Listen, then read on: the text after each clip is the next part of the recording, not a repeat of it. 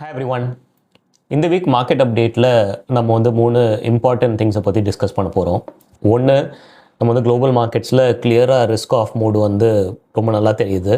And பிட்காயினோட break down பார்க்க போகிறோம். Gold வந்து ரொம்ப வீக்காக இருக்குது, அந்த வீக்னஸ் ஏன் அப்படின்றத பார்க்கலாம். அண்ட் செமிகண்டக்டர் ஸ்டாக்ஸில் வந்து செல்லிங் ப்ரெஷர் நம்ம நிறையா பார்க்குறோம், ஏஐ அண்ட் செமிகண்டக்டர் ஸ்டாக்ஸில். And all these things are giving us some warning சிக்னல்ஸில். அண்ட் ரெண்டாவது என்ன பார்க்க போகிறோம்னா இந்தியன் மார்க்கெட்ஸ். அதாவது இந்த குளோபல் ப்ரெஷர் இருந்தாலும் நிஃப்டி அண்ட் சென்செக்ஸ் வந்து கீ சப்போர்ட் லெவல்ஸை வந்து இந்த வீக் வந்து ஹோல்ட் பண்ணியிருக்கு. அண்ட் அது வந்து ஒரு ஆக்சுவல் பாசிட்டிவ் சைன் தான். அண்ட் மூணாவது வந்து நான் என்னோட personal trading positions and May month என்னோட பிஎன்எல்ல வந்து ஓப்பனாக நான் ஷேர் பண்ண போகிறேன். பிகாஸ் மார்க்கெட்டில் வந்து ப்ராஃபிட்டபிள் மந்த்ஸும் இருக்கும், லூசிங் மந்த்ஸும் இருக்கும். அண்ட் ரிஸ்க் மேனேஜ்மெண்ட் தான் லாங் டேர்ம் சர்வைவலுக்காக வந்து ரொம்ப ரொம்ப முக்கியம். அது நம்ம ஆல்ரெடி பார்த்துருக்கோம். ஸோ ஃபஸ்ட்டு வந்து என்னோட பர்சனல் பிஎன்எல் அப்டேட்லேருந்து நம்ம ஸ்டார்ட் பண்ணலாம். மே மந்த் பொறுத்த வரைக்கும் என்னோட account my account was down around 4.97 lakhs. But Jan 1st 2026 நம்ம எடுத்து பார்த்தோன்னா ஓவரால் அக்கௌண்ட் வந்து it is still up around 15.54 lakhs. And இந்த வீக் மட்டும் I'm down slightly around 58,000 rupees or something like that. So இந்த அப்டேட் பொறுத்த வரைக்கும் ஒரு முக்கியமான பாயிண்ட் என்னென்னா, எவ்ரி மந்த் வந்து நம்மளுக்கு க்ரீனில் முடியணுன்ற அவசியம் கிடையாது.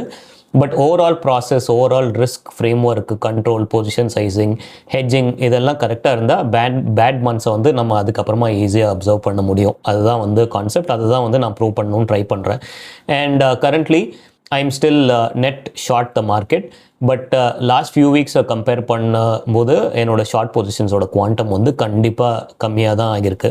மெயின் ரீசன் என்னென்னா, எஸ்பெஷலி இந்த வீக் இன்றைக்கி நம்ம பார்த்தோன்னா 23,250 சப்போர்ட் லெவல்ஸை வந்து நிஃப்டி ஹோல்ட் பண்ணியிருக்கு. நான் லாஸ்ட் வீடியோஸில் சொன்னேன் இது வந்து key support levels for Nifty இந்த ஷார்ட் டேர்ம்னு. அண்ட் சென்செக்ஸும் வந்து 74,000 சப்போர்ட் லெவல்ஸை வந்து ஹோல்ட் பண்ணி முடிச்சிருக்கு. ஸோ அக்ரெசிவாக நிஃப்டி அண்ட் சென்செக்ஸில் ஷார்ட் பொசிஷன்ஸ் வச்சுருந்தேன். அது நான் இப்போ என்ன பண்ணியிருக்கேன்னா, அதில் இருக்க ரிஸ்க் கொஞ்சம் ரெடியூஸ் பண்ணி நான் அதை இப்போ ஒரு லாங் அயன் ஃப்ளை ஸ்ட்ரக்சருக்கு கன்வெர்ட் பண்ணியிருக்கேன். ஸோ சிம்பிளாக சொல்லணும்னா, மார்க்கெட் கொலாப்ஸ் ஆனால் ப்ராஃபிட் வரும் அப்படின்ற ஒரு பொசிஷன்லேருந்து கொஞ்சம் controlled risk and range bound ஸ்ட்ரக்சருக்கு வந்து பொசிஷன்ஸை வந்து நான் ஷிஃப்ட் பண்ணியிருக்கேன்.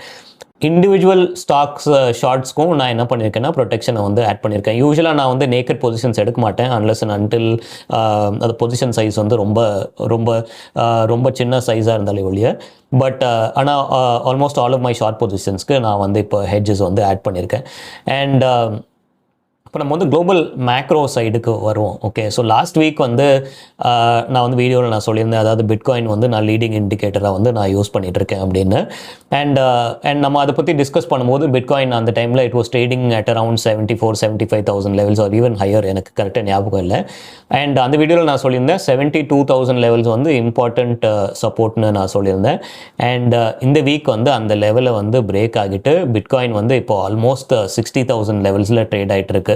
மேபி இந்த வீடியோ வந்து ரெக்கார்ட் பண்ணி போடுறதுக்கு முன்னாடியே வந்து 60,000 பிரேக் பண்ணி இன்னும் கீழே கூட ட்ரேட் ஆகலாம். ஆனால் 60,000 பிரேக் ஆகிட்டு ஒரு நாள் 2 நாள் சஸ்டெயின் ஆச்சுன்னா 50,000 லெவல்ஸ் இஸ் கிளியர்லி விசிபிள். அது வந்து இன்னும் வந்து செல்லிங்கை வந்து இன்க்ரீஸ் தான் பண்ணும்.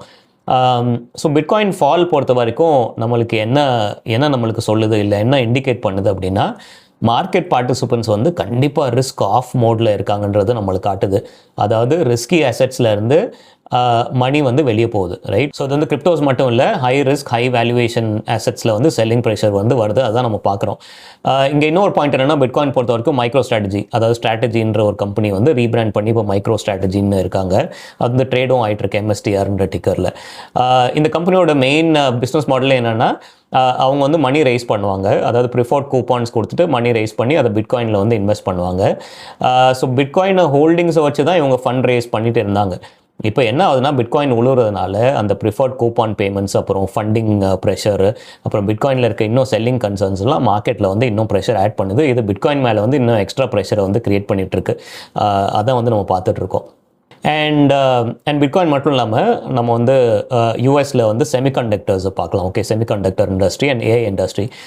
யூஎஸ் மார்க்கெட்டை பொறுத்த வரைக்கும் லாஸ்ட் ஃபியூ இயர்ஸ் ஒரு 2-3 வருஷமாகவே வந்து பெரிய லீடர்ஷிப் எடுத்தது வந்து செமிகண்டக்டர்ஸ் அண்ட் ஏஐ ஸ்டாக்ஸ் தான். அந்த இண்டஸ்ட்ரி தான், ரைட்? NVIDIA இருக்கட்டும், AMD, Intel அண்ட் SMH வந்து அந்த செமிகண்டக்டர் ETFs, ரைட்? இதெல்லாம் ரொம்ப ஸ்ட்ராங்காகவே இருந்திருக்கு. லாஸ்ட் ஃபியூ இயர்ஸில் அப்பப்போ நெகட்டிவ் நியூஸ் வரும்போது கொஞ்சம் கீழே விழுவும், பட் ரெக்கவரி வந்து ரொம்ப ஸ்விஃப்டாக ரெக்கார்ட் ஆல் டைம் ஹைஸை வந்து கண்டினியூஸாக அடிச்சுட்டே தான் இருந்துச்சு. ஆனால் லாஸ்ட் 1 or 2 செஷன்ஸில் என்ன நான் பார்க்குறேன்னா, இந்த செமிகண்டக்டர் ஸ்பேஸில் வந்து ஸ்ட்ராங் செல்லிங் ப்ரெஷர் வந்து ஸ்டார்ட் ஆகிருக்கிறது வந்து நம்மளுக்கு வந்து சார்ட்ஸ் வந்து கொஞ்சம் வந்து க்ளீனாக காட்டுது. அண்ட் நான் சொன்ன மாதிரி பிட்காயின் வந்து ஒரு லீடிங் இண்டிகேட்டராக யூஸ் பண்ணதுனால I was able to predict this to a certain extent இல்லை. ஸோ எஸ்எம்ஹெச் இந்த செமிகண்டக்டர் ETF வந்து லாஸ்ட் வீக் ஆல் டைமில் இருந்து இப்போ வந்து கிட்டத்தட்ட 7%க்கு மேலே வந்து ஃபாலோ ஆகிட்டுருக்கு. அங்கே வந்து அமெரிக்காவில் இப்போ மார்க்கெட் ஓப்பனாக இருக்குது. மேபி நான் இந்த வீடியோ ரெக்கார்ட் பண்ணுறதுக்கு முன்னாடி இன்னும் கூட கீழே விழலாம், இல்லைனா வந்து கரெக்ட் கூட ஆகலாம், right? But definitely there are signs that the whole semiconductor and AI space is getting weak and lot of selling is happening in that space, right? And again என்னோட ஒப்பீனியனில் இது வந்து ஒரு சிம்பிள் கரெக்ஷன் இல்லை, right? Maybe என்ன நடக்குது அப்படின்னா, money வந்து ஹை ரிஸ்க் ஹை வேல்யூவேஷன் பாக்கெட்ஸ்லேருந்து ரொட்டேட் ஆகுது அப்படின்ற சிக்னல் தான் கொடுக்குது. அதாவது நேற்றும் நம்ம பார்க்குறோம், இந்த AI செமிகண்டக்டர் ஸ்பேஸ் டவுனாக இருந்துச்சு, ஆனால் டவ் ஜோன்ஸ் வந்து மேலே இருந்துச்சு. அண்ட் S&P 500 வந்து அவ்வளோ கீழே விழுவில். So probably money is rotating in to defensive and high quality sectors out of high valuation high risk sectors அப்படின்றது தான் இது வந்து காட்டுது, ரைட்? இப்போ வந்து கோல்டு வருவோம். கோல்டு பற்றி நான் வந்து ப்ரீவியஸ் வீடியோவில் நான் சொல்லியிருந்தேன். $4,500 an ounce வந்து ஸ்ட்ராங்கான டெக்னிக்கல் சப்போர்ட் அப்படின்னு நான் சொல்லியிருந்தேன். அண்ட் அந்த லெவல்ஸை வந்து ஒரு 2 தடவை பிரேக் பண்ணிட்டு கொஞ்சம் பவுன்ஸ் ஆச்சு. பட் அந்த லெவல்ஸ் மேலே வந்து சஸ்டெயினபிள் பையிங் வந்து வரல. அண்ட் இப்போ வந்து $4,500 பிரேக் ஆகி 4,370 லெவல்ஸில் வந்து ட்ரேட் ஆகுது. இன்றைக்கி மட்டும் லாஸ்ட் ஒரு 24 ஹவர்ஸில் மட்டும் $100 வந்து கிட்டத்தட்ட கீழே விழுந்திருக்கு. 4,350 லெவல்ஸ் பிரேக் ஆனால் 4,250 லெவல்ஸ் போகிறதுக்கு சான்சஸ் ரொம்ப அதிகம் சீக்கிரமாகவே, ரைட்? கோல்டு பொறுத்த வரைக்கும் ஸ்ட்ராங் பையர்ஸ் யார் கோல்டில்? யூஸ்வலாக central banks and government entities தான். இல்லை, அவங்க வந்து டாலர் ரிசர்வ்ஸை ரெடியூஸ் பண்ணி கோல்டை வந்து அக்யூமுலேட் பண்ணுவாங்க. பட் இப்போ வந்து டாலர் வந்து ஸ்ட்ராங்காக இருக்குது. US பாண்ட் டீல்ஸ் வந்து கொஞ்சம் எலிவேட்டடாக இருக்கிறது. அண்ட் ETFஸ்லேருந்து நிறையா செல்லிங் ப்ரெஷர். ETFs வந்து மோஸ்ட்லி ரீட்டைல் மணி தான். ரீட்டைல் மணி வந்து வீக் ஹேண்ட்ஸ் தான். அதாவது கவர்மெண்ட் பையிங் பொறுத்து அதோட கம்பேர் பண்ணும்போது ரீட்டைல் பையிங் வந்து வீக் தான். ஸோ ETF செல்லிங்கும் வந்து நிறையா இருக்குது. இதனால் வந்து கோல்டு மேலே வந்து ப்ரெஷர் க்ரியேட் ஆகுது. ஆக்சுவலாக ஒரு விஷயம் நம்ம யோசிச்சு பார்த்தோம்னா, எக்விட்டி மார்க்கெட்ஸ் கீழே போகும்போது கோல்டு வந்து மேலே தான் போகணும். ஏன்னா கோல்டு வந்து ஒரு ஹெட்ஜ் அகேன்ஸ்ட் எக்விட்டிஸ், ரைட்? ஆனால் இப்போ வந்து ரீசெண்ட் பாஸ்டில் என்ன ஆயிருக்கு அப்படின்னா, கோல்டும் வந்து மற்ற ரிஸ்க் அசெட் மாதிரி அந்த டைரெக்ஷனை ஃபாலோ பண்ணியே வந்து ட்ரேட் ஆகிட்டு இருக்கு. எஸ்பெஷலி லாஸ்ட் 2 இயர்ஸ் நல்லா மேலே போனதுனால நிறைய ஸ்பெகுலேட்டிவ் ஆக்டிவிட்டீஸ், நிறைய ரீட்டைல் பார்ட்டிசிபேஷன், ETF பார்ட்டிசிபேஷன் நிறையா. இது என்னென்னா கோல்டை வந்து ஒரு டிபிக்கல் ஸ்பெகுலேட்டிவ் அசெட் மாதிரி மாற்றிருக்கு, ரைட்? ஸோ பட் எப்போ அது வந்து எக்விட்டிஸ் அண்ட் US டாலருக்கு அகேன்ஸ்டான ஒரு ஹெட்ஜாக திருப்பி ஆகுதோ, அந்த ஒரு ஃபார்ம் எப்போ எடுக்குதோ அது வரைக்கும் கோல்டோட ப்ரைஸஸில் வந்து வால்டிலிட்டி கண்டினியூ ஆக தான் போகுது. இதுதான் வந்து என்னோட opinion, right? And overall global picture இப்போ என்ன அப்படின்னா, ஒன்று பிட்காயின் வீக்கு, கோல்டு நம்ம சொன்ன மாதிரி வீக்காக இருக்குது, செமிகண்டக்டர் AI ஸ்பேஸ் வீக்காக இருக்குது, ரிஸ்க் ஆப்பிடைட் வீக்காக இருக்குது. இதெல்லாம் ஷார்ட் டேர்மில் மார்க்கெட்ஸ்க்கு வந்து காஷன் சிக்னலாக தான் இருக்குது, ரைட்? அண்ட் இந்தியா எடுத்துட்டோம்னா, இந்தியாவோட மேக்ரோ சைடு என்னென்னு பார்த்தோம்னா, இன்றைக்கி RBI மானிட்டரி பாலிசி டிசிஷன் வந்துச்சு. அண்ட் ரெப்போ ரேட்டை வந்து 5.25% அன்சேஞ்சாக வச்சுருக்காங்க. இமீடியட் ரேட் கட்கான இண்டிகேஷன்ஸ் வந்து இல்லை. அது வந்து எக்விட்டி மார்க்கெட்ஸ்க்கு கொஞ்சம் நெகட்டிவ் தான். பட் ஆனால் அவங்க ரேட் ஹைக்கும் இமீடியட்டாக இல்லைன்னு தான் சொன்னாங்க. பட் டோன் வந்து டெஃபினட்டாக காஷியஸாக தான் இருக்குது, ரைட்? அண்ட் இம்பார்ட்டன்ட் பாயிண்ட் என்னென்னா, RBI வந்து அவங்க இன்ஃப்ளேஷன் ஃபோர்காஸ்ட்டை வந்து 4.6%லேருந்து 5.1க்கு இன்க்ரீஸ் பண்ணியிருக்காங்க. அதாவது FY 2027க்கு. ரீசன் என்ன அவங்க சொல்லியிருக்காங்கன்னா, ஆப்வியஸ்லி அதாவது crude oil prices, rupee weakness and Iran US அந்த டென்ஷன்ஸு, சப்ளை செயின் ரிஸ்க் இதெல்லாம் தான் சொல்லியிருக்காங்க. அதே மாதிரி GDP growth ஃபோர்காஸ்ட்டும் 2027 FY 2027க்கு 6.9%லேருந்து 6.6%க்கு கட் பண்ணியிருக்காங்க. ஸோ RBIயோட மெசேஜ் என்னென்னா ரொம்ப கிளியர், க்ரோத் ரிஸ்க் இன்க்ரீஸ் ஆகிருக்கு, இன்ஃப்ளேஷன் ரிஸ்க்கும் இன்க்ரீஸ் ஆகிருக்கு அப்படின்றது தான். பட் ஆனால் என்னோட ஒப்பீனியனில் வந்து ஆல்ரெடி இதெல்லாம் மார்க்கெட்டில் ப்ரைஸிங் ஆகிருக்கு. லைக் லாஸ்ட் ஒரு 1.5 years வந்து மார்க்கெட் கீழே தான் விழுந்திருக்கு. இது வந்து ஒரு பேனிக் சிக்னல் இல்லை இந்தியன் மார்க்கெட்ஸ் பொறுத்த வரைக்கும் அப்படின்றது தான் என்னோட ஒப்பீனியன். இன்னொன்று என்னென்னா, இந்த யூஎஸில் இந்த செமிகண்டக்டர் அண்ட் ஏஐ ட்ரேடை நோக்கி தான் நிறைய FII மணியும் வெளில போச்சு. For me, what I believe is that could be a blessing in disguise, right? So இப்போ என்ன ஆகும்னா, ப்ராபப்ளி இந்தியாவில் எஸ்பெஷலி இந்த டிஃபென்சிவ் செக்டர்ஸ் எங்கெல்லாம் செல்லிங் அதிகமாக இருக்கும் அந்த பாக்கெட்ஸ்க்கு வந்து maybe FIIs money can come in, right? So who knows, this whole semiconductor AI space might be a blessing in disguise as far as Indian equity inflows are concerned, right? But ஆனால் அதை நம்ம wait பண்ணி தான் பார்க்கணும். And Indian market index levels பொறுத்த வரைக்கும் நம்ம பார்த்தோம்னா நிஃப்டி வந்து நான் வந்து லாஸ்ட் வீடியோலே சொல்லியிருந்தேன் 23,250 to 23,300 400 வந்து சப்போர்ட் ஜோன், ரொம்ப முக்கியமான சப்போர்ட் ஜோனாக இருக்குது ஷார்ட் டேர்மில் அப்படின்னு சொல்லியிருந்தேன். அண்ட் இந்த வீக் வந்து அந்த லெவல்ஸை டெஸ்ட் பண்ணாலும் அந்த லெவல்ஸ் வந்து கொஞ்சம் மெயின்டைன் தான் பண்ணியிருக்கு நிஃப்டி, ரைட்? ஸோ இது வந்து என்னோட ஒப்பீனியனில் ஒரு பாசிட்டிவ் சைன் தான், எஸ்பெஷலி கன்சிடரிங் அந்த குளோபல் ரிஸ்க் அசெட்ஸ் எல்லாம் உழுவும் போது இந்தியன் இண்டைசஸ் வந்து அந்த கீ சப்போர்ட் லெவல்ஸை ஹோல்ட் பண்ணுறது வந்து ஸ்ட்ரென்த்தை தான் வந்து காட்டுது, ரைட்? அண்ட் சென்செக்ஸும் நம்ம பார்த்தோம்னா 74,000 லெவல்ஸ் வந்து இம்பார்ட்டன்ட் சப்போர்ட்டாக இருந்துச்சு, அதுவும் வந்து ஹோல்ட் ஆயிருக்கு. ஸோ நான் ஆக்சுவலாக இன்றைக்கி 23,250 லெவல்ஸ் வந்து நிஃப்டி பிரேக் ஆகி அது சஸ்டெயின் ஆச்சுன்னா அடிஷ்னல் ஷார்ட்ஸை வந்து கன்சிடர் பண்ணலாம், ஷார்ட் பொசிஷன்ஸை இன்க்ரீஸ் பண்ணலாம் அப்படின்னு தான் இருந்தேன். அதே மாதிரி தான் சென்செக்ஸ்லேயும் வந்து 74,000 பிரேக் ஆகி அது வந்து ஃபார் ஃபியூ ஹவர்ஸ் வந்து சஸ்டெயின் ஆச்சுன்னா இன்னும் வந்து ஷார்ட் பொசிஷன்ஸ் ஆட் பண்ணலாம் தான் இருந்தேன். பட் 2 லெவல்ஸும் வந்து ஹோல்ட் பண்ணுச்சு, ரைட்? ஸோ நான் என்ன பண்ணேன்னா என்னோட எக்ஸிஸ்டிங் அக்ரெசிவ் ஷார்ட்ஸை வந்து ரெடியூஸ் பண்ணி கொஞ்சம் நியூட்ரல் அண்ட் ப்ரொடெக்டட் ஸ்ட்ரக்சருக்கு வந்து நான் வந்து ஷிஃப்ட் பண்ணியிருக்கேன் முன்னாடி நான் சொன்ன மாதிரி, ரைட்? இப்போ குவிக்காக என்னோட கரண்ட் அந்த ஸ்டாக் ஸ்பெசிஃபிக் பொசிஷன்ஸை நம்ம என்னென்னு பார்க்கலாம். ஓவராலாக நான் இன்னும் வந்து ஸ்லைட்லி பேரிஷ் சைடில் தான் நான் இருக்கேன். பட் லாஸ்ட் ஒரு 2-3 வீக்ஸை கம்பேர் பண்ணும்போது என்னோட பெரிஷ்னஸ் வந்து கொஞ்சம் ரெடியூஸ் தான் பண்ணியிருக்கேன், ரைட்? அண்ட் ஷார்ட் சைடில் வந்து நான் வந்து Bandhan bank, Paytm, Swiggy and Tata LXI, trend and வந்து வோல்டர்ஸில் ஒரு ரொம்ப சின்ன ஷார்ட் பொசிஷன் வச்சுருக்கேன். லாங் சைடில் வந்து பிஎல் அண்ட் டிஎல்எஃப் அண்ட் இட்டர்னலில் வந்து நான் வந்து லாங் பொசிஷன்ஸ் ஹோல்ட் பண்ணிகிட்ருக்கேன், ரைட்? இந்த பொசிஷன்ஸை பார்த்த உடனே மேபி ஒரு தீம் வந்து உங்களுக்கு வந்து புரிய வாய்ப்பு இருக்குது.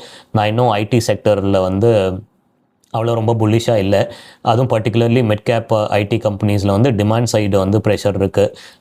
அது வந்து global R&D spending slow down ஆகுது, டேரிஃப் அன்சர்டனிட்டி இன்னும் இருக்குது, டிஸ்க்ரிஷனரி ஸ்பெண்டிங் கட்ஸ் இருக்குது, அண்ட் AI ட்ரிவன் டிஸ்ட்ரப்ஷனை பற்றி கன்சர்ன்ஸ் வந்து மார்க்கெட்டில் இன்னும் வந்து கண்டினியூ ஆகிட்டு தான் இருக்குது, ரைட்? அதனால தான் எஸ்பெஷலி நான் டாடா எல்எக்ஸி மாதிரி குவாலிட்டி கம்பெனிஸில் கூட நியர் டேர்மில் வந்து அவங்க வந்து ப்ரெஷர் ஃபேஸ் பண்ணுறாங்க. அண்ட் அதனால தான் நான் வந்து ஷார்ட் பொசிஷன்ஸை வந்து இன்னும் நான் ஹோல்ட் பண்ணி தான் இருக்கேன். அதே மாதிரி டாடா குரூப் நம்ம ஓவராலாக எடுத்து பார்த்தாலே வந்து கொஞ்சம் சேலஞ்சிங் ஃபேஸில் தான் அந்த குரூப்பே இருக்குது. ஏர் இண்டியாவோட அந்த கேஷ் பர்ன் கன்சர்ன்ஸை பார்க்கலாம். அவங்க லாஸஸ் வந்து ரொம்ப அதிகமாக இருக்குது. லாஸ்ட் 1 இயர் மட்டுமே 22,000 crore லாஸஸை வந்து அவங்க வந்து அனௌன்ஸ் பண்ணியிருக்காங்க. அதுக்கு மேலேயே அனௌன்ஸ் பண்ணியிருக்காங்க இன்ஃபேக்ட். அண்ட் மேனேஜ்மெண்ட் லெவல்ஸை வந்து டிஃப்ரென்சஸ் ஆஃப் ஒப்பீனியன்ஸ் இருக்குது. அதை பற்றின ரிப்போர்ட்ஸ்லாம் நிறைய வருது. And some of the Tata group ஸ்டாக்ஸோட வேல்யூவேஷன்ஸும் வந்து கம்ஃபர்டபுள் லெவல்ஸில் இல்லை. அதனால தான் டாடா குரூப்க்கு வந்து நியர் டேர்மில் வந்து கொஞ்சம் நான் வந்து காஷியஸாக தான் இருக்கேன், ரைட்? ஸோ அண்ட் இது வந்து அந்த குரூப்பே வந்து பேட்னு அர்த்தம் இல்லை. பட் லாங் டேர்மில் வந்து ஃபேண்டாஸ்டிக் பிஸ்னஸஸ் வந்து நிறையா இருக்குது. பட் ஷார்ட் டேர்மில் வந்து கண்டிப்பாக சென்டிமெண்ட் அண்ட் வேல்யூவேஷன் பெர்ஸ்பெக்டிவில் ப்ரெஷர் வந்து இருக்குது. அண்ட் அதுதான் வந்து என்னோட ஒப்பீனியன், ரைட்? அண்ட் லாங் சைடில் வந்து பிஎல் அண்ட் டிஎல்எஃப்ல வந்து அதுவும் ஹெட்ஜ்டு லாங் பொசிஷன்ஸ் நான் வச்சுருக்கேன். அண்ட் இட்டர்னல் பொறுத்த வரைக்கும் டெக்னிக்கலாக கொஞ்சம் வந்து ஸ்ட்ராங்காக தெரியுது ஸ்விக்கியோட கம்பேர் பண்ணும்போது. ஸோ அதனால தான் Swiggy short and eternal long. Overall மார்க்கெட்டில் வந்து நான் வந்து ஃபுல்லாக வந்து புல்லிஷும் இல்லை, அதே நேரத்தில் கம்ப்ளீட்லி பேரிஷும் இல்லை. அதனால தான் இப்போவே நான் என்ன பண்ணேன்னா அக்ரெசிவ் டைரெக்ஷனல் பெட்ஸை வந்து எடுக்காமல் ஹெட்ஜ்ட் அண்ட் ப்ரொடெக்டட் பொசிஷன்ஸை வந்து மெயின்டைன் பண்ணிகிட்ருக்கேன். அண்ட் நெக்ஸ்ட் வீக் நான் என்ன வாட்ச் பண்ண போகிறேன் அப்படின்னா, ஒன்று வந்து பிட்காயின் வந்து 60,000 லெவல்ஸ் வந்து பிரேக் ஆகிட்டு சஸ்டெயின் ஆக தான் பார்க்கணும். மேபி அது இன்றைக்கே நடக்கிறதுக்கான வாய்ப்புகள் நிறையா இருக்குது. அண்ட் அப்படி பிரேக் ஆகி சஸ்டெயின் ஆகுதுன்னா குளோபல் ரிஸ்க் ஆஃப் வந்து இன்னும் வந்து டீப்பன் ஆகலாம். அண்ட் அதுக்கப்புறம் வந்து நிஃப்டி வந்து 23,250 லெவல்ஸை வந்து ஹோல்ட் பண்ணுதா, சென்செக்ஸும் 74,000 லெவல்ஸை ஹோல்ட் பண்ணுதா. இந்த லெவல்ஸை ஹோல்ட் பண்ணால் மார்க்கெட் வந்து ரெசிலியண்ட்டாக இருக்குன்னு அர்த்தம். அண்ட் மார்க்கெட் ரெக்கவரிக்கான வாய்ப்புகள் அதிகம் அடுத்து வரும். பட் பிரேக் ஆகி அந்த லெவல்ஸை சஸ்டெயின் ஆகுதுன்னா வீக்னஸ் வந்து இன்னும் எக்ஸ்டெண்ட் ஆகிறதுக்கான வாய்ப்புகள் நிறையா. அண்ட் மூணாவது வந்து க்ரூட் ஆயில் நம்ம வாட்ச் பண்ணோம் இந்த வீக்கெண்டில். இல்லைனா ஏர்லி நெக்ஸ்ட் வீக்கில் US ஈரான் பற்றின ஏதாவது ஒரு அக்ரிமெண்ட் இல்லைனா அதை பற்றின பாசிட்டிவ் நியூஸ் ஏதாவது வந்து அண்ட் வந்து க்ரூட் ஆயில் ப்ரைஸஸ் வந்து கூல் ஆஃப் ஆச்சுன்னா இந்தியன் மார்க்கெட்ஸ்க்கு வந்து ரெக்கவரிக்கான சான்சஸ் வந்து ரொம்ப அதிகம். அண்ட் நாலாவது வந்து US மார்க்கெட் இன்றைக்கி எப்படி க்ளோஸ் ஆகுது அப்படின்றத பார்க்கணும். இந்த செமிகண்டக்டர் அண்ட் AI செக்டரில் இருக்க செல் ஆஃப்ஸ் வந்து இன்னும் டீப்பன் ஆகுதா, அது கண்டினியூ ஆகுதா அப்படின்றத பார்க்கணும். அப்படி ஆச்சுன்னா மண்டே வந்து இந்தியன் ஓப்பனிங்கும் கொஞ்சம் காஷியஸாக இருக்கிறதுக்கான வாய்ப்பு இருக்குது. But in the medium term it might end up being a positive for India. Let's just wait and watch. Overall பார்த்தா என்னோட வியூ வந்து ரொம்ப சிம்பிள் தான். I am not aggressively bearish anymore because Indian markets Indian indexes வந்து சப்போர்ட்டை help பண்ணியிருக்கு. But I'm also not fully bullish because global risk signals வந்து கண்டிப்பாக வீக்காக தான் இருக்குது. ஸோ நெக்ஸ்ட் வீக் வந்து என்னோட அப்ரோச் என்ன இருக்க போகுதுன்னா, ப்ரொடெக்டட் பொசிஷன்ஸை நான் கண்டினியூ பண்ண தான் போகிறேன். புக்கு ஹெட்ஜாக தான் இருக்க போகுது அண்ட் கன்ஃபர்மேஷனுக்கு வெயிட் பண்ண போகிறேன். அண்ட் ஆஸ் ஆல்வேஸ் இது வந்து என்னோட பர்சனல் மார்க்கெட் வியூ மட்டும்தான். பர்சனல் ட்ரேடிங் பொசிஷன்ஸை தான் நான் இங்கே ஷேர் பண்ணுறேன். எஜுகேஷனல் பர்பஸ்க்காக மட்டும்தான் நான் ஷேர் பண்ணுறேன். I am not a SEBI registered investment advisor nor a SEBI registered research analyst. I am an AMFI registered mutual fund distributor and all my trading positions here are my personal trading positions. Please do your own research and உங்களோட advisor consult பண்ணுங்க before making any investment or trading or financial decisions, right? Thank you for watching. See you in the next one.